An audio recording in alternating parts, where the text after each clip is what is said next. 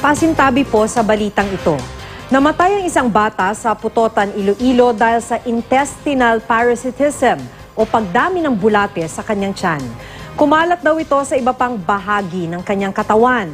Makibalita tayo kay Nenita Hobilla ng GMA Iloilo. Nitong ika-4 ng Mayo, dinala ang batang si Jose Lovie Pareja Jr. sa Western Visayas Medical Center mula sa Iloilo Provincial Hospital. Iniinda ng 5 taong gulang na bata ang labis na pananakit ng tiyan. Base sa pagsusuri ng mga doktor, may intestinal parasitism ang bata. Labis na dumami ang maliliit na bulate sa kanyang tiyan at kumalat na ito sa iba pang bahagi ng kanyang katawan. Nitong Huwebes, hindi na naagapan pa ang malalang kondisyon ng bata at tuluyan siyang binawian ng buhay. Nag-request la to si nanay nga ipa-ultrasound na. Hainsat nga daw ay blagaya daw. Kaya mo to nakita ang lugay nga duro-duro. Ayon sa Municipal Health Office, nagkaroon ng komplikasyon ang pagdami ng bulate sa katawan ng bata.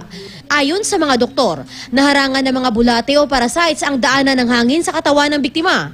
Pati daloy ng kanyang dugo na apektuhan din ng mga parasite. Naagapan daw sana ito kung kaagad napasuri ang bata sa mga espesyalista.